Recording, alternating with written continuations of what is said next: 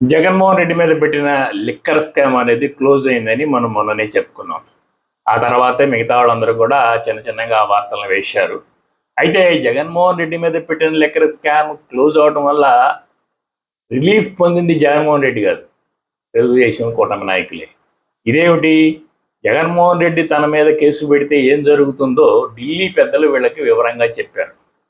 జగన్మోహన్ రెడ్డి మీద కేసు పెడితే జగన్మోహన్ రెడ్డి అరెస్ట్ అయితే రాష్ట్రంలో 40% ఓటు బ్యాంక్ ఉండి బలమైన నాయకుడైన జగన్మోహన్ రెడ్డి, ప్రజాకర్షణ కలిగిన జగన్మోహన్ రెడ్డి జైల్లో ఉంటే, ఎప్పుడైతే తెలుగుదేశం పార్టీ కేంద్రంలో బీజేపీ ప్రభుత్వాన్ని కాపాడుతుందో అలా కాపాడటం నచ్చని విపక్షాలు చాలా ఉన్నాయి.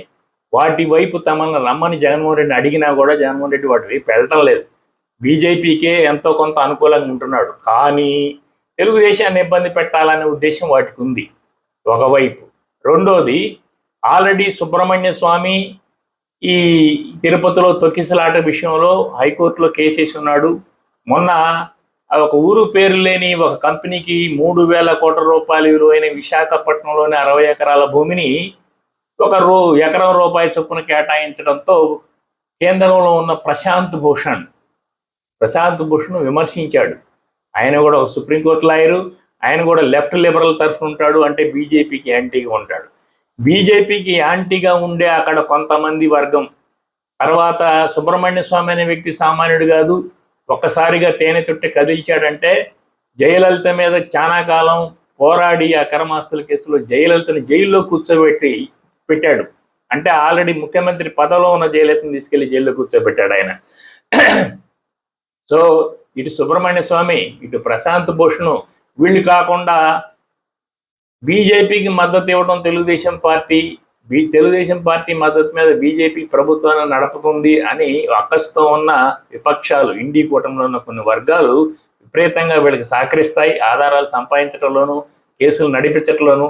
వీళ్ళందరూ కూడా తెలుగుదేశం అధినాయకుడు చంద్రబాబు నాయుడు మీద ఒక 40 నుంచి 50 కేసులు రెడీ చేసి వాటన్నిటి మీద తీవ్రంగా ఈ 5 సంవత్సరాలు పోరాడేందుకు వాళ్ళు సిద్ధంగా ఉన్నారు.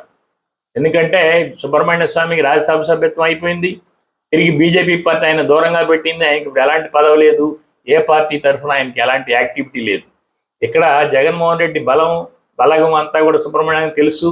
ఈరోజు సహకరిస్తే రేపు ఎప్పుడన్నా రాజ్యసభ సభ్యత్వం ఇవ్వచ్చు, ఏదో ఒక ప్రయోజనం ఉంటుంది కనుక పైపెచ్చు రాజకీయంగా ఆయన ఒక్కొక్క కార్యక్రమాలు ఇప్పుడు మొదలైనట్టు ఉంటుంది. సో ఆ కార్యక్రమాలతో సుబ్రహ్మణ్య స్వామి, ప్రశాంత్ భూషణ్ లాంటి ఒక లాయర్ల బృందం జగన్మోహన్ రెడ్డి మీద లిక్కర్ స్కామ్ని కనుక జైల్లో పంపించి ఈడీ కేసులు బనాయిస్తే తక్షణం రంగంలో దిగి వాళ్ళు చంద్రబాబు నాయుడు మీద 40 నుంచి 50 కేసులు బయటికి తవ్వి తీసి వాటిని నిరంతరం నేషనల్ న్యూస్ మ్యాగజైన్స్లో వేయించే అవకాశం ఉంది. ఎందుకంటే నేషనల్ న్యూస్ మ్యాగజైన్స్లో కూడా లెఫ్ట్కి సంబంధించిన వాళ్ళు, ఇండియా కూటమికి సంబంధించిన వాళ్ళు ఉన్నారు. వాళ్ళు చంద్రబాబు నాయుడు మీద దాడి చేయడానికి సిద్ధంగా ఉన్నారు. ఎందుకు? బీజేపీ ప్రభుత్వాన్ని ఇతనే నిలబెడుతున్నాడు, ఇతను కూడా నిలబెడుతున్నాడు కనుక. సో ఇలాంటి ప్రమాదాన్ని కేంద్ర నాయకులు పసిగట్టారు. వీళ్ళు ఢిల్లీ పర్యటనలు చేసి, పవన్ కళ్యాణ్, లోకేష్, చంద్రబాబు నాయుడు ఢిల్లీ పర్యటనలు చేసిన ప్రతి సందర్భంలో కూడా ఈ అంశం ప్రస్తావనకు వచ్చింది. ఈ అంశం ప్రస్తావనకు వచ్చినప్పుడు వాళ్ళు క్లియర్గా ఇదే విషయం చెప్పారు. మీరు ఒక తేనె చుట్టని కదిలించారంటే పెద్ద ఇందులో ఇరుక్కుపోతారు, ఆ తర్వాత మేము కూడా కాపాడలేని పరిస్థితి వస్తుంది. అంతే కదా, చంద్రబాబు నాయుడు మీద పెద్ద ఎత్తున వాళ్ళు కేసులు పెట్టి విపరీతంగా కోర్టుల్లో వాదిస్తూ ఆ కేసులకు సంబంధించిన ఆధారాలు లాగుతూ నేషనల్ మీడియాలో వాళ్ళు ఇతను దోషిగా చూపిస్తుంటే బీజేపీ మాత్రం ఏం చేయగలదు? బీజేపీ అక్కడ వీళ్ళని సముదాయించలేదు. ఎందుకంటే ఈ ప్రశాంత్ భూషణ్ అనే లాయర్ లెఫ్ట్ లిబరల్ లాంటి వాడు. ఈ ఇండి కూటమి లెఫ్ట్ లిబరల్కి బీజేపీకి వ్యతిరేకమైన శక్తి ఆయన. సుబ్రహ్మణ్య స్వామి మధ్య మార్గంలో ఉన్నవాడే, కానీ ఆయన ఎందుకు ఆగుతాడు? జగన్మోహన్ రెడ్డి తరఫున నిలబడ్డాక ముందు మొదలు పెట్టేస్తాడు కదా. సో ఈ గందరగోళం నుంచి చంద్రబాబు నాయుడు లిక్కర్ స్కామ్ను ఆపడం వల్ల బయటపడ్డాడు. లేకపోతే పెద్ద ఎత్తున ఇరుక్కుపోయి ప్రభుత్వం అతలాకుతలం అయ్యే అవకాశం ఉండేది.